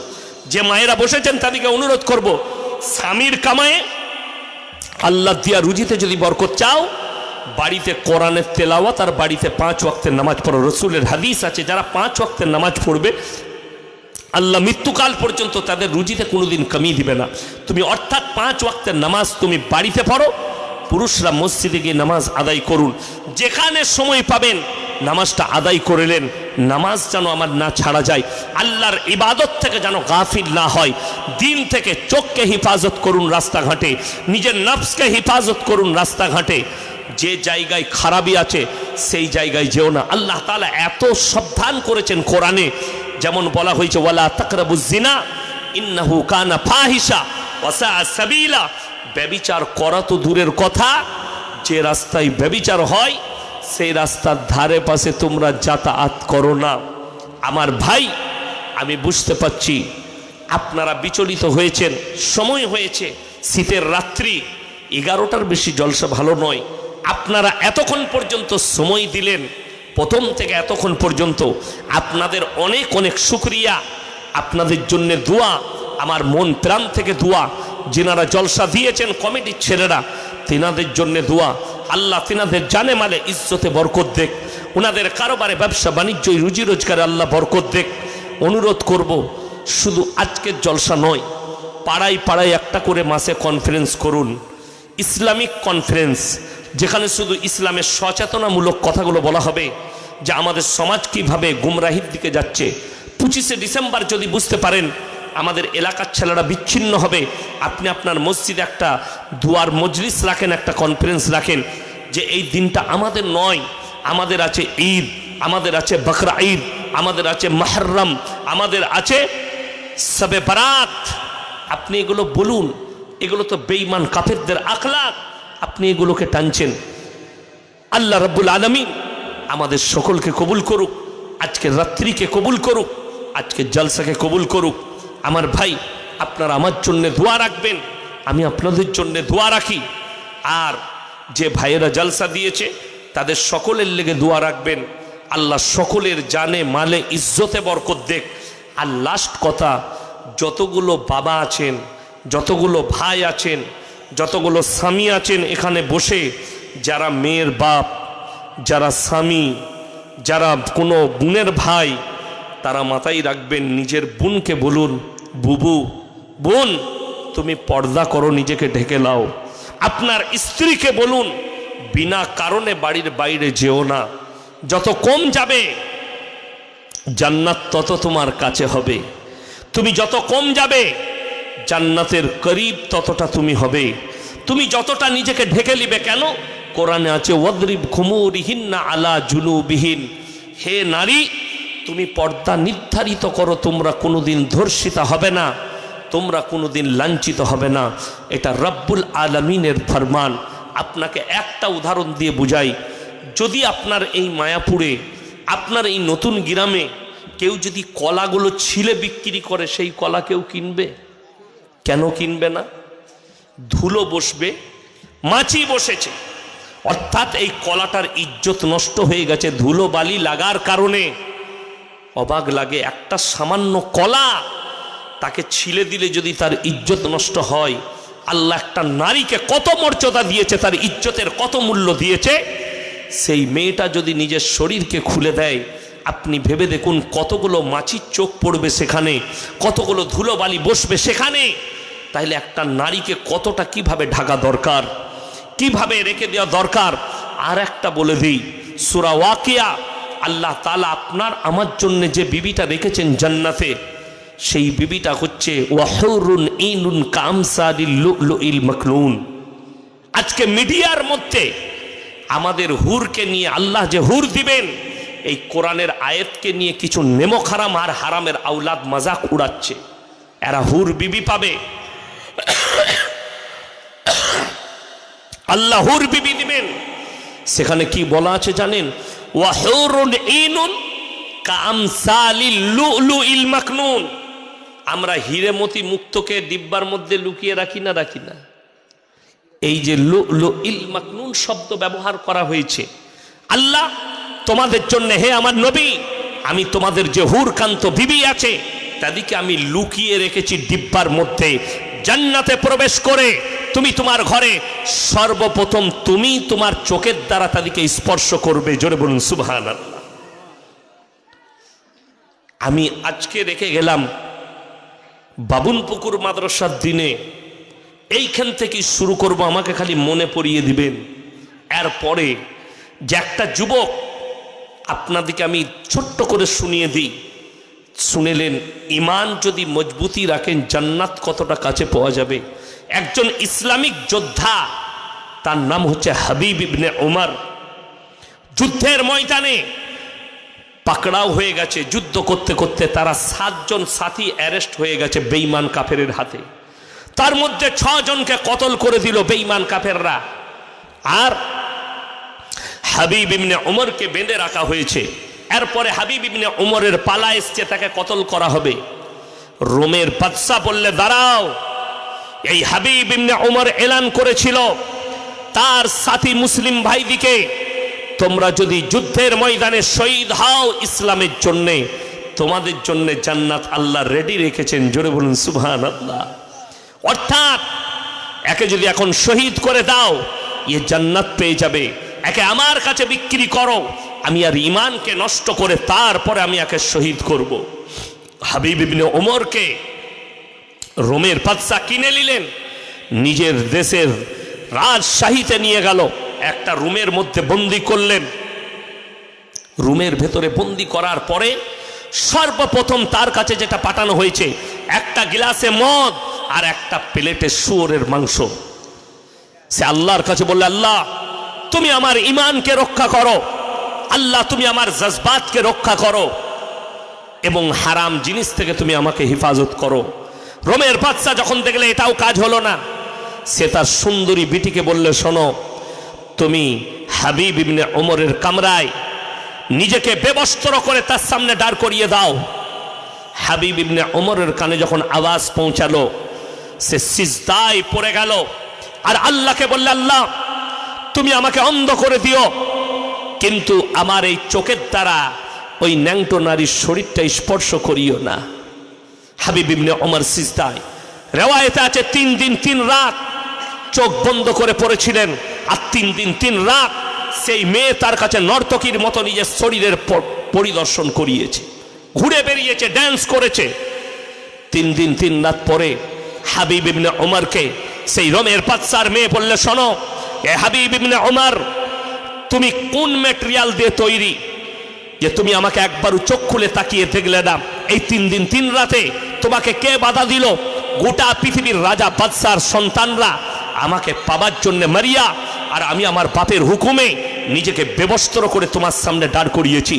হাবিব ইবনে ওমর বললেন, আল্লাহর কসম করে বলছি যে আল্লাহ আমার জন্য জান্নাতে হুর বিবি রেখেছেন, তোমার থেকে দামি সুন্দরী বিবি, যারা পানি পান করলে গলা দিয়ে দেখা যাবে, যারা হাসলে গোটা পৃথিবীর সৌন্দর্যতা অর্জন করে নেবে, যে বিবিরা আমার খিদমতে আল্লাহ নিযুক্ত করে রেখেছেন, আমি সেই জান্নাতের আশায়, আর আমার সেই রব, আমার সেই আল্লাহ আমার চোখ খুলতে দেয়নি। রোমের বাদশা বললে, যাও, তোমার আল্লাহ এতটাই শক্তিশালী যে তোমার ঈমান কেমন মজবুত করেছে, তুমি এই 3 দিন 3 রাতে একবার চোখ খুলে দেখলে না। আমি তোমার রাসূলের উপরে কালমা পড়লাম আর তোমার আল্লাহকে বিশ্বাস করে নিলাম। জোরে বলুন সুবহানাল্লাহ। তুমি আর চিন্তা করো না, এই রোমের বাদশা আমি তার বিটি, রাতের অন্ধকারে তোমাকে এখান থেকে পার করানোর দায়িত্ব আমার। জোরে বলুন সুবহানাল্লাহ। ঈমান কত মজবুত! হে আমার যুবক, রাস্তায় গেলে তোমার নজরকে হেফাজত করো। একটা নারীর দিকে যদি নজর চলে যায়, সেই নারী যদি নোংরা হয়, নাউজ বিল্লাহ বলে চোখটা ফিরিয়ে নাও। আস্তাগফিরুল্লাহাল্লাযী লা ইলাহা ইল্লা হুয়াল হাইয়ুল কাইয়্যুম ওয়া আতুবু ইলাইহি। দ্বিতীয়বার আর নজর দিও না। দ্বিতীয়বার যদি চলে যায়, আল্লাহকে বলো, আল্লাহ শয়তানের ওয়াসওয়াসায় চলে গেছে, তুমি আমাকে শয়তানের হাত থেকে হেফাজত করো। তৃতীয়বার যদি দাও, তোমার চোখের জিনা লেখা হবে, তোমার নফস বলে দেবে মেয়েটা সুন্দরী। ওই জন্য নারীদিকে বলবো, আমার মায়েরা, তোমরা বাইরে বেরুলে নিজেকে ঢেকে লাও, পর্দা করে লাও। আল্লাহ তাআলা আমাদের সকলকে হেফাজত করুক।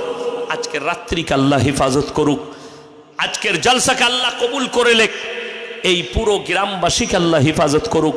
প্রত্যেকটা বাড়িতে দিনের আলোকে জ্বালিয়ে দেখ। আল্লাহ তাআলা আমাদের সকলকে কবুল করে লেখ। আজকের রাত্রিকে কবুল করুক। সবাই দরুদ শরীফ পড়ুন। আল্লাহুম্মা সাল্লি আলা মুহাম্মাদিন ওয়া আলা আলি মুহাম্মদ।